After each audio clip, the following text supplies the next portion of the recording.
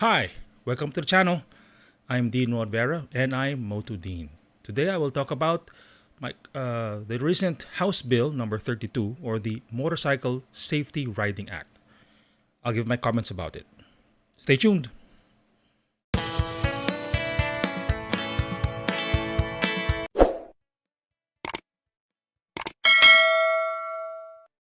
Hi, welcome back.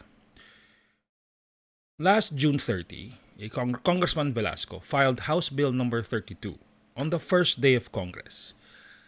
He wrote the bill calling it the Motorcycle Safety Riding Act. And part of this bill requires two obligations upon the motorcycle owner and rider. Let me make it clear, I'm not questioning the power of any congressman or senator to file a law or file a bill.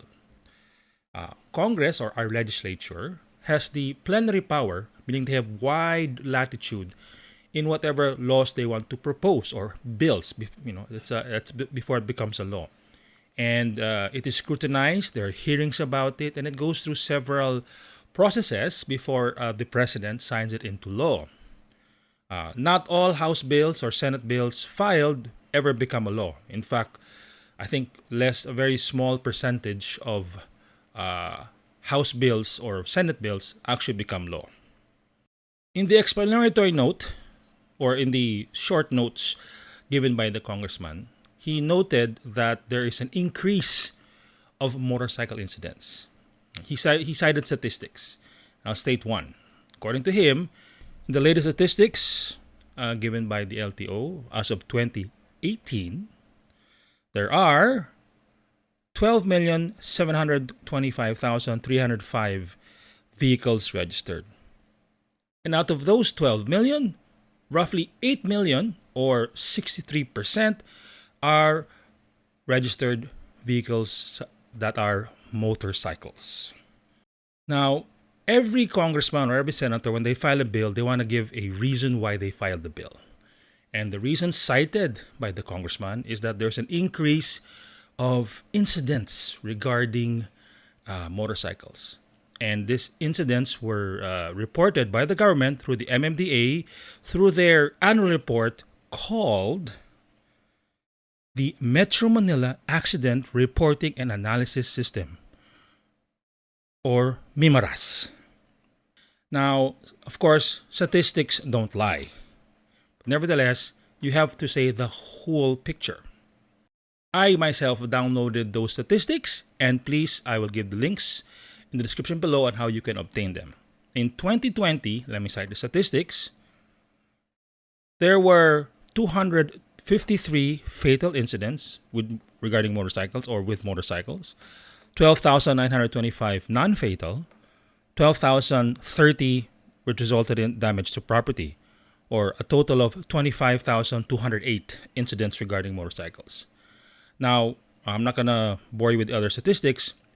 According to MMDA, at least for Metro Manila, that comprises 22% of all incidents. 22% of all incidents in Metro Manila.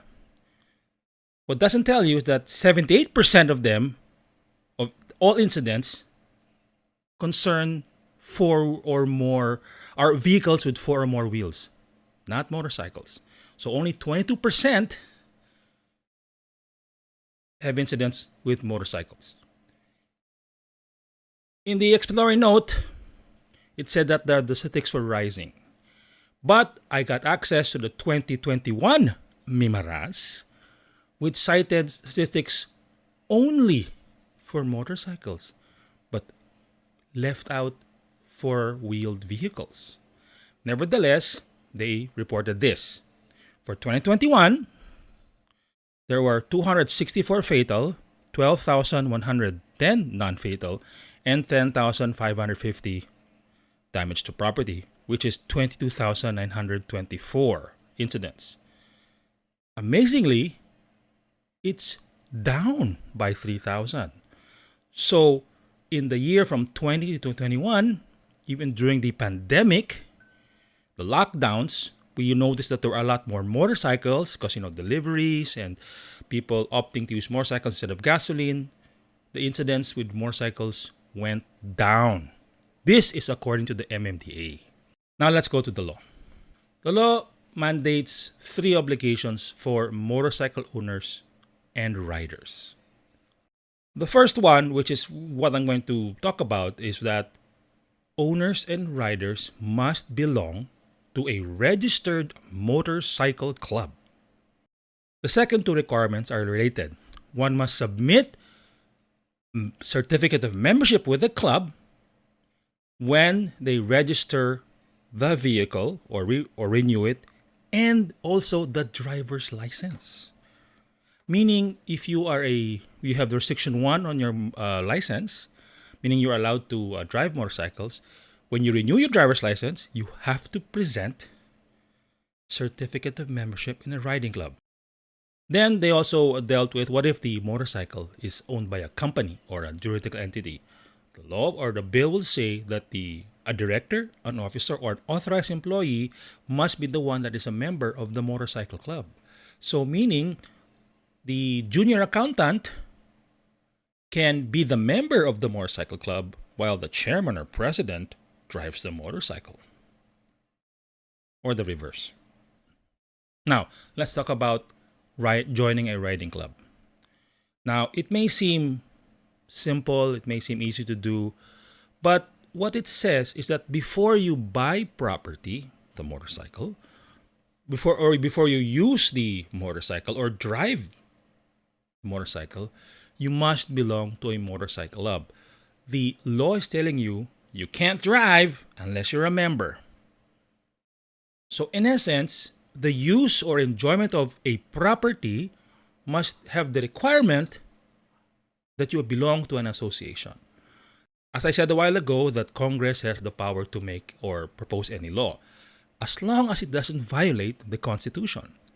Under our Bill of Rights, Article 3, Section 8, the right to form an association shall not be abridged by law, meaning there shall be no law restricting or requiring the right of association. Now, the right to form an association includes the right not to form an association. And it does not include the right for anybody, especially the government, to force or compel someone to be part of an association or a group. But we have a law here that states you have to join a club. Now, of course, as I said a while ago, when you renew your license or renew the registration of the motorcycle, you have to present a certificate of membership. And one of the crimes is that you forge a certificate of membership. That means I can't anymore forge my membership in the Ducati Club or the Club 200. Just kidding. But that's what the law says. That in order for you to enjoy the property that you bought or the want to renew, you have to be part of a club. You have to be a member of an association of other club riders. I think that's a little bit against what the Bill of Rights says, as I pointed a while ago, and I will cite my jurisprudence supporting my argument in the description below. If the government starts forcing us to be a member of a society, a club, or an association before we enjoy or buy property, then where does it stop? So meaning if I want to buy a house in a subdivision, I have to be a member of a country club? If I want to buy a camera, do I have to be a member of a camera club? The law here is dangerous in the sense that if this will pass into law, then it will allow other forms of forced membership. I don't know the stage of this law or this bill, rather. It's probably going to the Committee on Transportation. Hopefully, we have members of the legislatures who are riders themselves, and they will see that you can't force anyone to be a member of a club. If I was invited to be a member of a club, that's a different story. But to enjoy property with the requirement of a club membership is against the right of freedom of association. If you feel that you have a difference of opinion, please put them in the comments. I welcome them. And if you have any questions, I will gladly address all of them as I have in my other videos. Hi, please do me a favor and smash that like button. It'll help me a lot and it will trigger the YouTube algorithm. Now, if you have not yet, please subscribe to my channel. If you don't, my dog will eat this exam booklet and that student has to repeat his final exam again.